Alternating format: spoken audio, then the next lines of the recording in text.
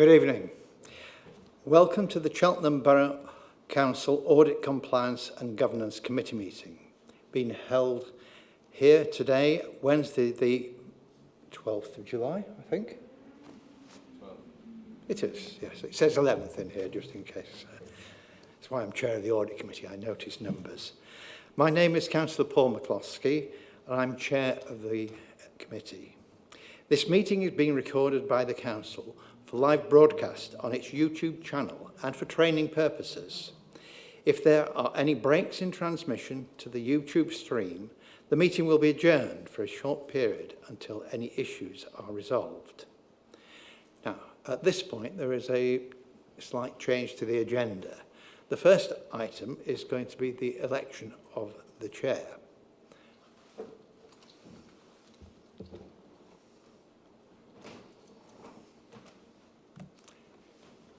Just for clarification, I am ceasing to be the chair. We will have a new chair.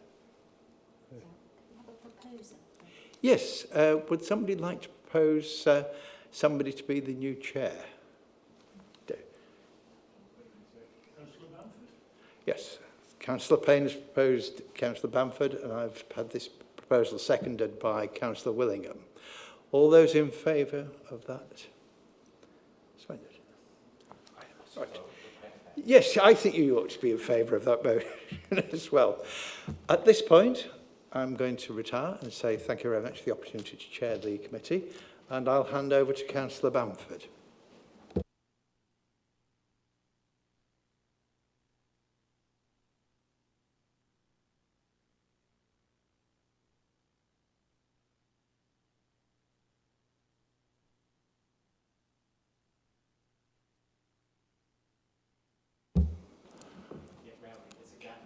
Oh my word.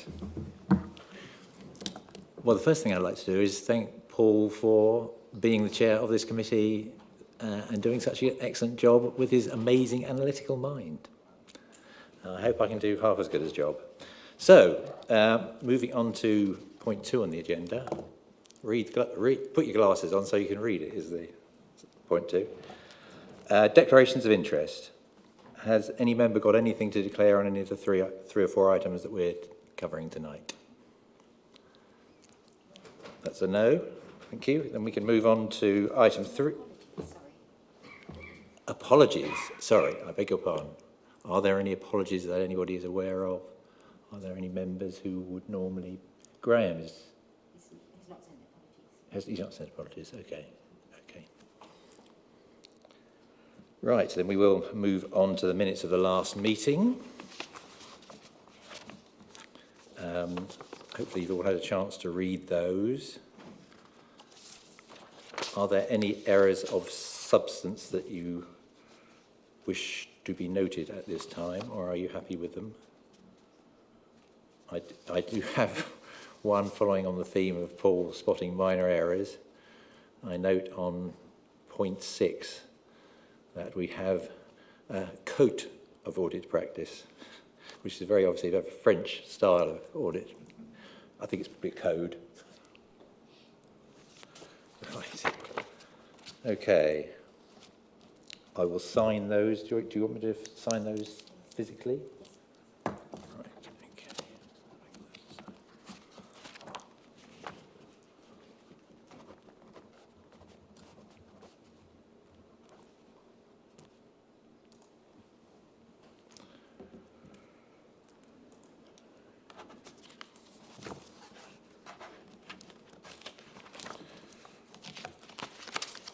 Right, those are now signed. And we can now move on to public and member questions. Are there any that we've received? There are none. So we can go straight on to item 5, which is the internal audit opinion from SWAP, which until this time last year I thought was something you did with what are those stickers and so forth. But now, far more important, they are our auditors, the South West Audit Partnership, and they produced the report attached on pages 11 to 34. And we are to consider that this evening. The report was produced by Lucy Carter, who's their Assistant Director, but it's Jaina Mistry who's going to present it tonight. Thank you, Jaina. Thank you, Chair. It's Jaina. Jaina, sorry. Jaina. Jaina. Okay, so the report that we have in front of you is our annual opinion for 22-23. I'll take it that the report is as read. Highlights, just to explain, is this year the assurance that we're providing is a low reasonable assurance. This has gone down from last year. Last year it was a low substantial.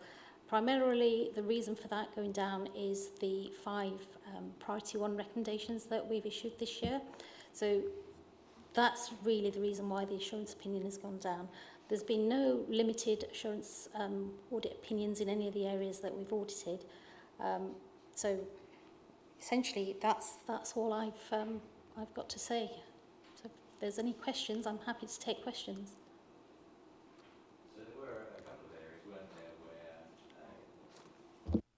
There were a couple of areas where you made recommendations, one relating to procurement cars and the other to taxi licensing. Do you want to say a few words about the issues there and if you are comfortable they're being resolved?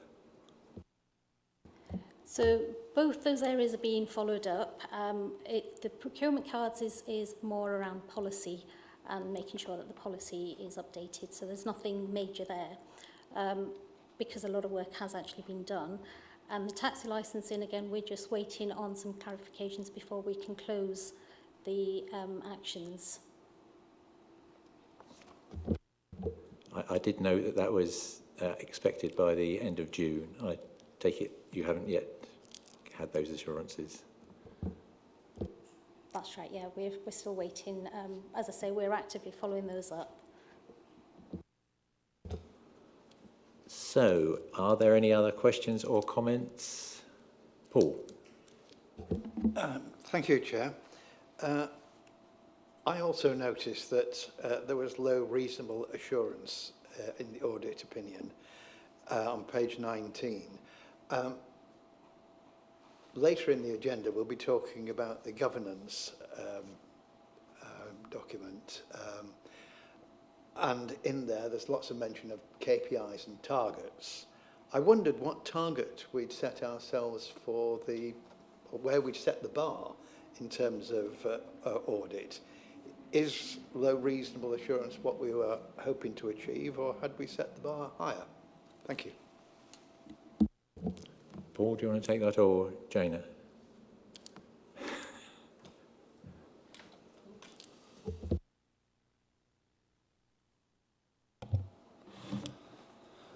Well, I think as an authority, we would always aim or aspire to the very top, which would be substantial assurance. And as I think Jaina from SWAP indicated, that's what we achieved last year.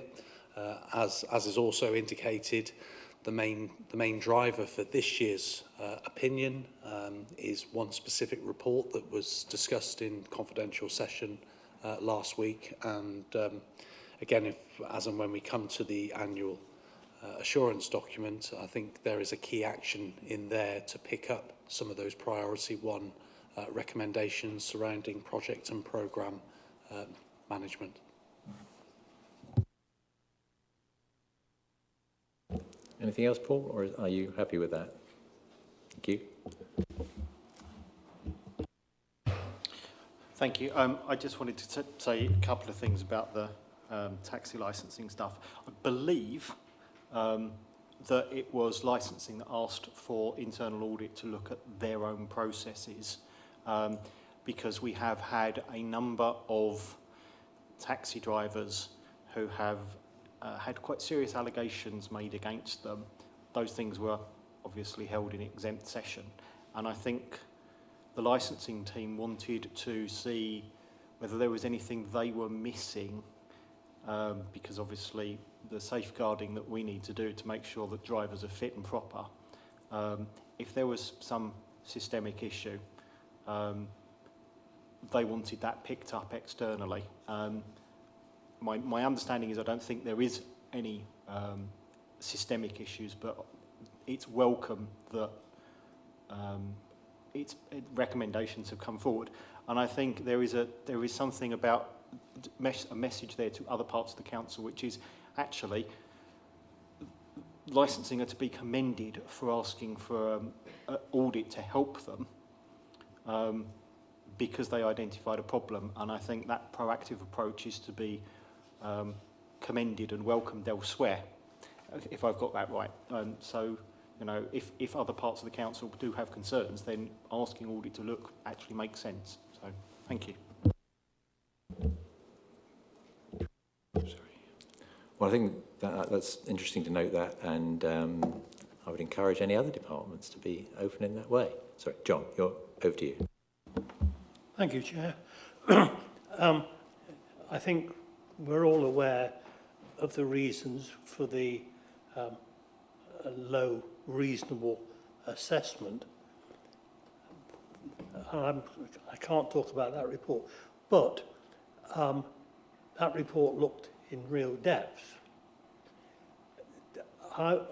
What I'm looking for is reassurance that the other processes that you have reviewed are examined to the same extent, and that the one-off that we've seen is not a one-off, but might in fact be the start of a systemic problem which the council needs to address. Can I ask Jana to comment on that first? And I might ask Paul, depending on what she says. So, yeah, I thank you for your question. I understand what you're saying. When we are scoping the audit, in whichever area we go to, the scoping is worked out with the service manager, and it's based around risk. You know, what are the main risks in that area? And so, obviously, we can't go into complete depth in every audit that we do, but the risk side of it is the first thing that we look at, and there is an element of depth, but that depends on the service, and essentially we're working with the service manager because, you know, they know their service area better than what we do.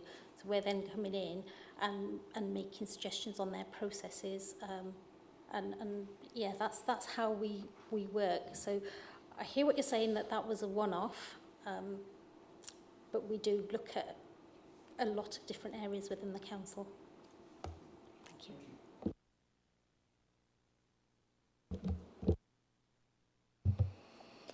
Yeah, so I guess from my perspective, I would agree. And I guess it's quite important to remind members of the cyclical nature of this audit committee, because obviously every year we do agree as a committee the audit plan for the following 12 months. And I think when Lucy and Jana last came, we talked about making that plan more flexible. And there was quite a bit of challenge in terms of what flexible means, but I think actually Councillor Payne, based on the question that you've just raised, it's ever so more important for that plan to be flexible. And I would encourage members that if there are areas that they feel, you know, there are concerns, hopefully there aren't any, and let's hope that MX was a very much a lessons learned sort of audit, but that members would be, you know, bold enough to actually raise either at this committee or with me, or indeed with SWAP, and just ask that. And I'm sure we can flex the plan to obviously reflect those concerns. And obviously I welcome the point that Councillor Willingham said, whereby a service actually said, please come and audit us, because you know, SWAP are an asset to the business. They're not the police. They're here to assist management with controls and ensure that actually the correct processes and protocols are all in place. I guess that it's also worth mentioning that there are obviously a number of what I call key control audits that take place every year, Treasury management being one, because of the high value of transactions, multi-million pounds, that are tested to ensure that segregation of duties and internal controls are in place, i.e. ensuring that one person can't literally go from start to finish and create that scenario where they could be paying themselves. Thanks, Paul. Anybody else? Sorry, Matt. Oh, thank you. I just wanted to ask, I mean, obviously, priority ones aside, but has the number of priority 2s and 3s changed sort of much compared to, say, previous years? And I guess, yeah, I guess what I wanted to ask was, although obviously the opinion is lower, I suppose it's almost answered by the fact that the opinion is lower, but you know, are you particularly concerned in certain areas overall, I guess, rather than necessarily just in obviously each of the recommendations is sort of built on an individual level. So are there any kind of wider issues, I suppose? And then just one final question is around, given that we can't go into the sort of priority 1 numbers here, what's the process for sort of monitoring those going forward? Are we likely to have further sessions of this meeting or parts of it where it's closed session, or is there some other approach we're looking at taking on that? Sorry, thank you. Thank you. Okay, to answer your first question, on the first page of the report, the at a glance page, that basically shows the priority, how many recommendations were at priority 2 and 3 compared to this year. And in answer to your second question, no, we don't have concerns. I mean, the work that we've done, we haven't issued any limited assurance opinions on any service area. So, as I say, this year it was pretty much that one reason for that opinion. So we don't have concerns. In terms of following up on those priority ones, as SOP as an organisation, we do have follow-up procedures. So we would be looking once, you know, the dates come round to be asking, well, what's happening with these? So we will actively follow those up. If the council's doing something else, then that's fine, but we will still continue with our process. Thank you. Thank you. Thank you, Jana. Yeah, I thought it's encouraging, actually, that the overall number of actions in the 2 and 3 had actually gone down from the previous year. So, obviously, one bad apple can do an awful lot of damage. But I think it's not unreasonable to conclude at this stage that the overall situation isn't in decline. I mean, inevitably keeping a close eye on it, though, because it was such a serious issue. As to where it's monitored within the council, I'm not too sure. Paul's going to give us an answer to that. Okay, so I guess internally we have a corporate governance group which is made up of your 3 statutory officers, Gareth Edmondson, Chief Exec, Head of Paid Service, Claire Hughes, Monitoring Officer, and myself, Section 151 Officer. We also have attendees from SWAP, Counter Fraud Unit, and Anne Wollstonecroft, our sort of risk and governance. I mean, obviously, you know, looking at the table, as the chair said, you know, the priority 2s and priority 3s have come down, and obviously the sticking point is these 5 priority 1s.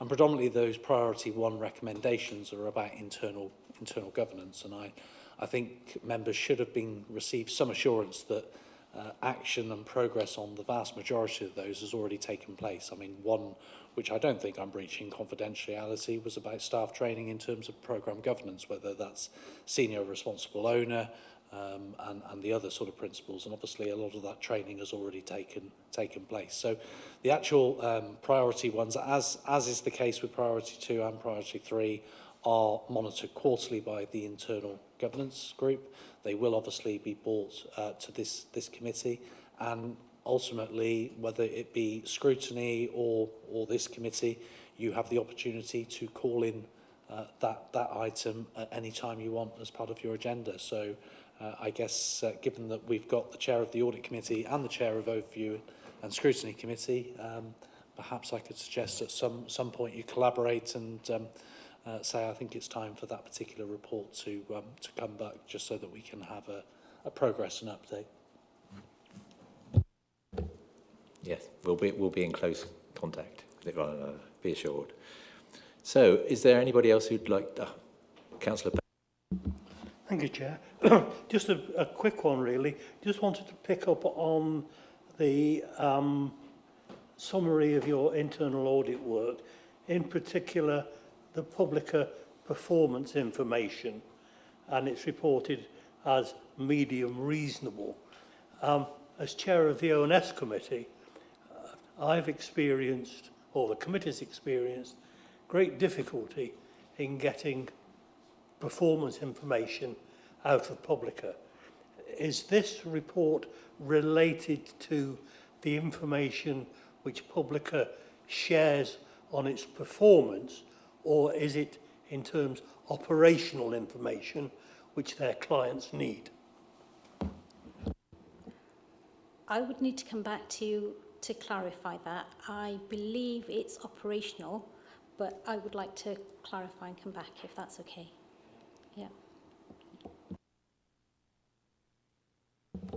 Thank you. Are we all done on this item? Can I ask that the committee now note the recommendation that we have considered the report and commented on it through this meeting?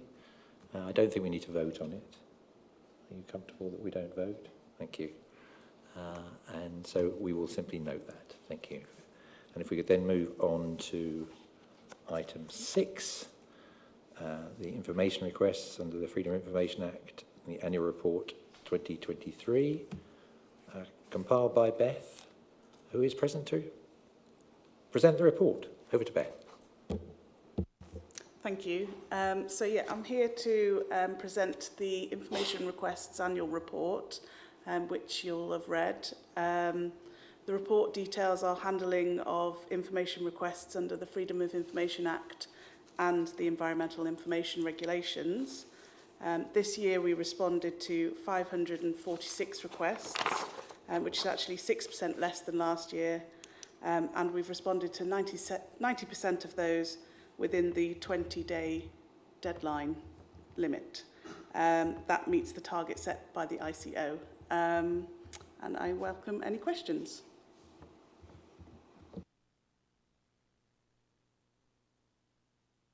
Thanks very much, Beth. You caught me on the hop there. I didn't realise it was going to be so quick. Any questions? Sorry, we've got Councillor Payne first.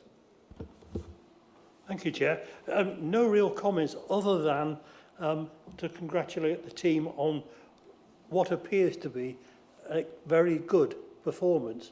If my memory serves me right, I think the figures are better than last year's, and there's a significant number with 100%, which I think is the team is to be congratulated on processing that information, because I know sometimes people do send in the most obscure of requests, and it's a testament to the team. So thank you.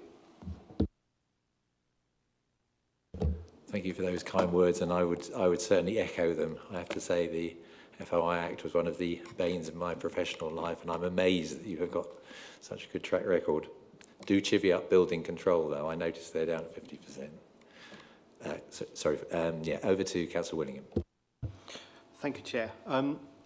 First thing I wanted to say is just to reiterate what it says in paragraph 2.1, which is that FOI is an essential part of the openness and transparency of local government. So, or all government really, but it's really important that we do this. And the fact we're open on this is really good.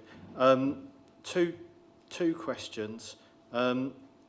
Where we're getting FOIs coming in sort of either year after year or things that are quite common, are we looking at what we can proactively publish from various service areas to try and turn the FOI request into, thank you for your FOI request, have a look at this data that we've already published, which is obviously a lot quicker, means that we're doing the best we can to be open.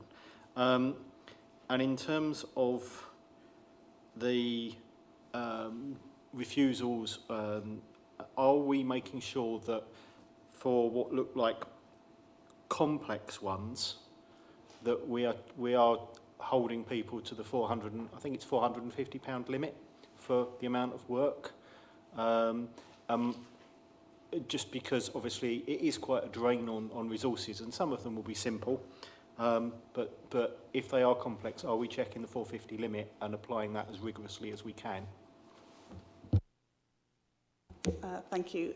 So with regards to what we publish as much as possible, and when we see repeated requests, we would look to publish more. It wouldn't necessarily change the figures because you would record that you've directed to someone to information that's already available, so that would still be a request. But merely by publishing more, you'd hope for less requests because people might go to the website first. With regards to your second question, I think I would say that an officer that is about to provide information would definitely tell me straight away if there was any chance of it becoming anywhere near the limit. So yes, there are certain aspects of responding that are included in that limit and not, so we would have to look at that. But yes, we do ensure that we're not going over the top and look at perhaps limiting if necessary. So, yeah, thank you. Yeah. Yes, thank you, Chair. Again, I think like the others, I think this is really positive news. We've got this year's figures and a comparison with last year's, so we can see 6%. Without giving you loads more work to go back 5 or whatever, I would actually like to see next year that we get 3 years, or so we can actually see the trend over a period of time, because you get random fluctuations, and it could be 6% better, and you think that was progress, but if it was 4% worse, you'd just claim that, extenuating circumstances. What we really need to see is that long-term trend. And with that in mind, I see that we have a target of 80%, and yet we're doing 87%, 92, 88, 92%. Who sets the target, and who is responsible for reviewing the target? Because I'm thinking that the target should be at least 85%. If I was in a plane, I'd want it to land 100% of the time. Thank you.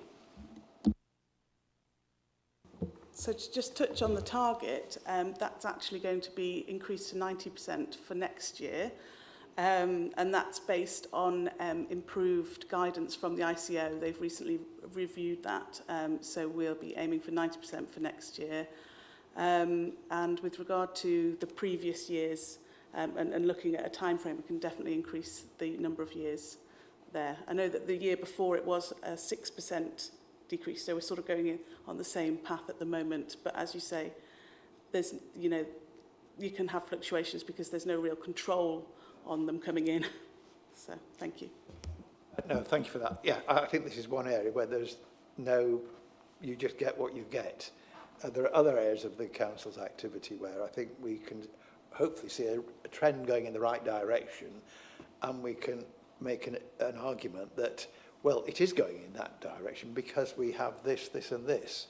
So we know that our procedures are working. So to the extent you can work that miracle and come along and say, well, we've got less of them because of, as you say, publicising more stuff or whatever, so be it. But no, I think that's great, and I'm delighted that 90% is a good step forward. Thank you. Thank you, Councillor McCloskey. Maybe you'd like to be on the airport board. I could check on their stats for you. Okay, any other questions to Beth? I think we're all done on this one. So, as in the previous item, can we note this report and note the comments we've made and consider it done for another year? Is that okay? All okay with that? Thank you. Right, if we could then move on to item 7, the annual governance statement and the review of the Code of Corporate Governance. I think Paul's going to be presenting that. Yeah. So in the absence of Claire, I'm going to sort of introduce this report. Just in terms of executive summary, the Council is responsible for ensuring that its business is conducted in accordance with the law and proper standards, and that public money is safeguarded, properly accounted for and used economically, efficiently and effectively. This includes that statutory duty to prepare an annual governance statement as part of the statement of accounts. So in preparing the AGS, the annual governance statement, the Council should seek to assess itself against the local code of corporate governance. This report brings forward to members the draft annual governance statement for the period of 1st of April 2022 to 31st of March 2023, and the local code of governance for the same period, for the period 1st of April 23 to 31st of March 2024.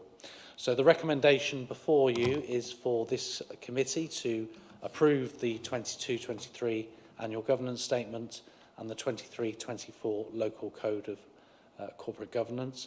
As you'll be aware, this will then be inserted into the statement of accounts, which will once again come back to this committee for formal approval post-September. I'm happy to take any questions, but with the caveat that this is not my area of expertise, so I may have to come back to members by way of a written response when Claire's back. Thank you. Thanks, Paul. So the governance statement is attached to the final accounts, isn't it? How does the local code of corporate governance fit with it? It's not actually a part of those statutory accounts, is it? No, okay. So it's kind of two separate items here, but I hope you're happy to take them together. Any questions for Paul? Councillor Payne. Thank you, Chair. Just a brief comment, really. 2.3, I'm particularly pleased to see that project and programme management is prominent in the statement. I think we've learned a hard lesson in recent months, and I hope that this particular programme is extensive and its application is successful, because there's no doubt the Council is moving into a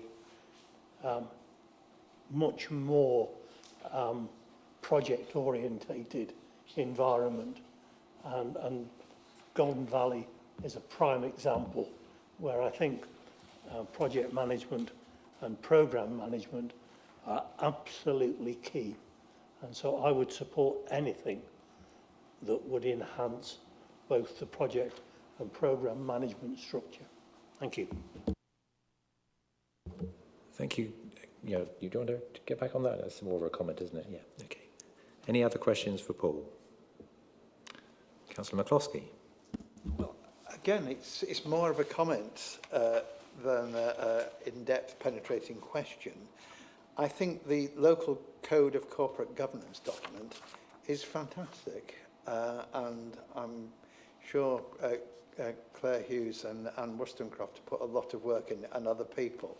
The little diagram at the top of it is brilliant, and it addresses a question I asked, because I sat up there as chair fairly early on and realised I was the chair of the Audit, Compliance and Governance Committee. And, well, we've had a bit of compliance in terms of how we deal with the freedom of information, because the question of governance was a bit of a mystery. And now we have this fantastic document here, which I would commend to all the members, actually, where it highlights everything, A, behaving with integrity, demonstrating strong commitment to ethical values, respect for the rule of law, ensuring openness and comprehensive stakeholder engagement, and all of those things following through the others. So I think it's a fantastic document which should get, read by everybody and then publicised, because it does actually explain basically how the council works. One of the questions I asked when I was up there was, well, I was a backbencher, now I'm chair of the audit committee. I feel an urge to lift the bonnet and look underneath to understand how the system works. And this is the user manual. you know. It does explain a lot of how things go on. I do have one question. There's another wonderful chart at the back, which has got all these committees and things on it. That's page 73 of the report. And I declare an interest at this point. I chair the Treasury Management Committee. It doesn't appear to have a role in governance. Is there just a possibility that the word Treasury Management should appear somewhere in there? I'm wondering whether they live with Budget Scrutiny Working Group and Asset Management Working Group.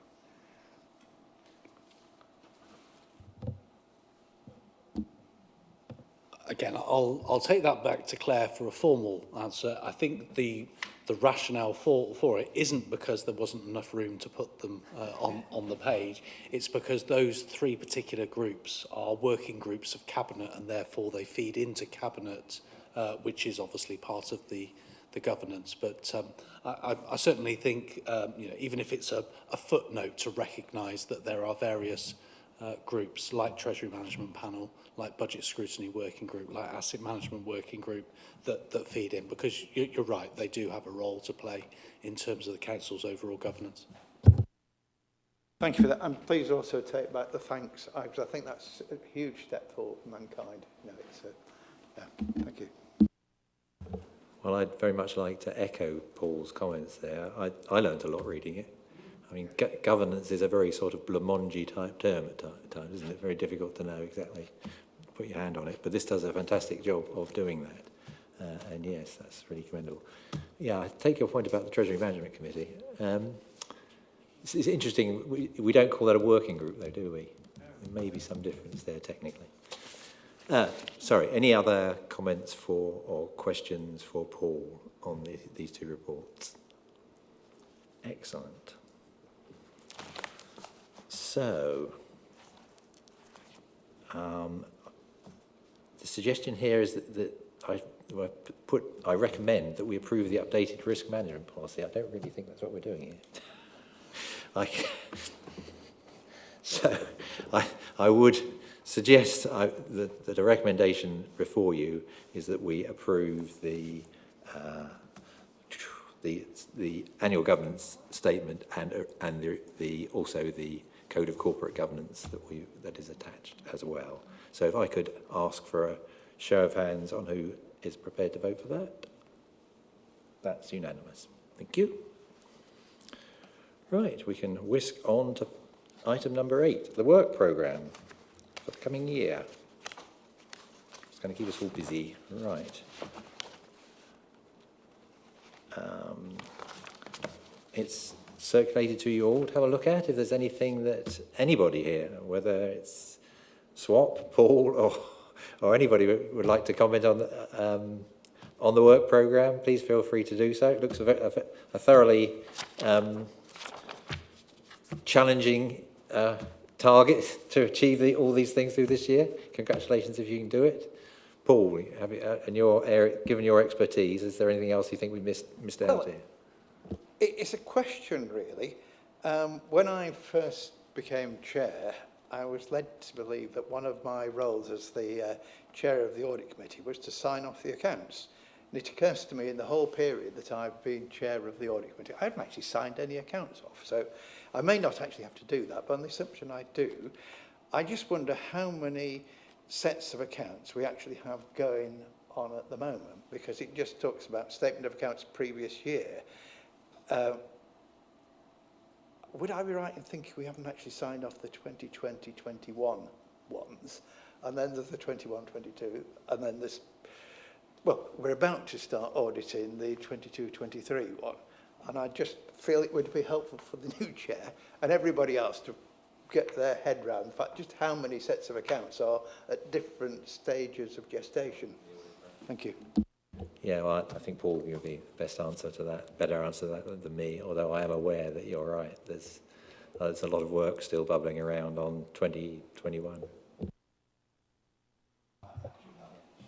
Okay, so interestingly, I was on a working group sort of webinar last week with representation from the PSAA, who are the body who are responsible for procuring external auditors, and also the FRRC, who effectively regulate alongside compatriots with SIPFA.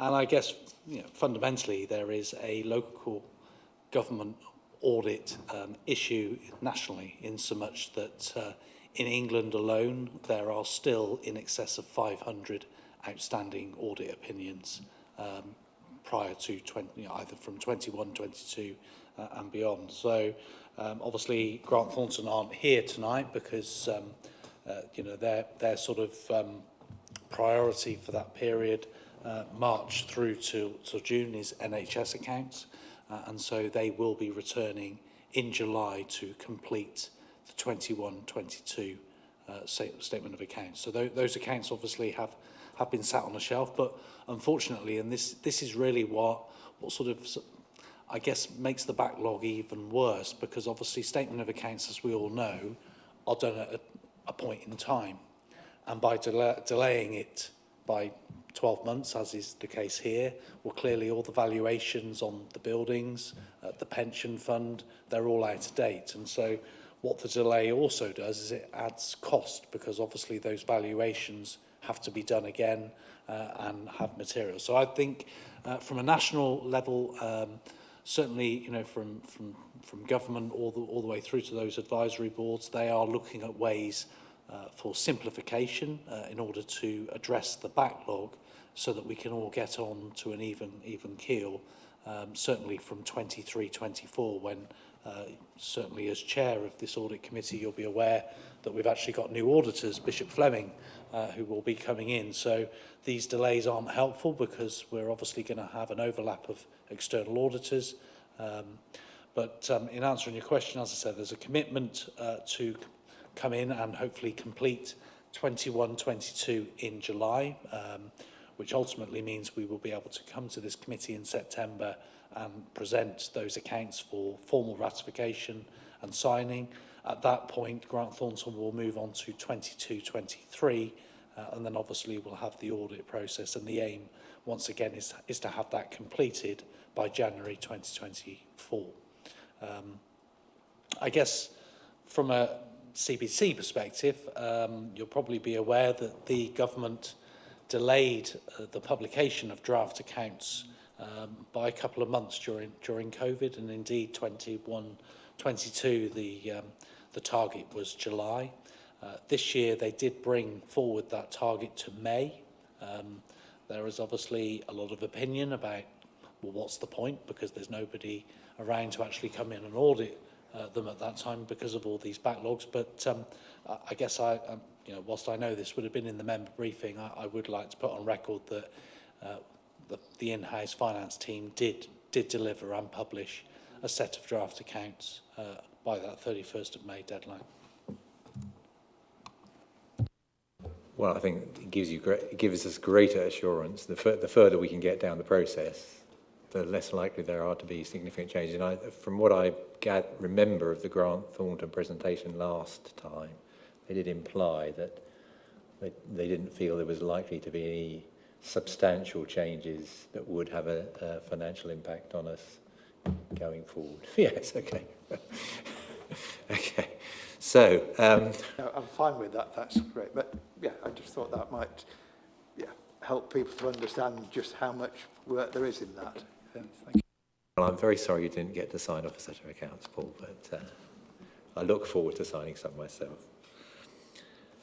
So I think I can bring item 8 to a close. We don't need to vote on that. That moves us on to item 9, which is any other item that I might deem urgent or requiring a decision. There are no such items. Chair, before we close the meeting, And I'll ask for any other business. it's not any other business. It's Councillor Beale has been detained at work. Right. And sends his apologies for the meeting. Thank you. So if they could be recorded, please. Yes, certainly. Yeah. Could you record those, please, Bev? Judith, thanks. Great. Poor chap. Fancy having to work for a living. Unlike the rest of us. No, that's not true. Sorry. Take that back. Right. Date of the next meeting is the 26th of September. And I wish you all a happy summer break. Thank you.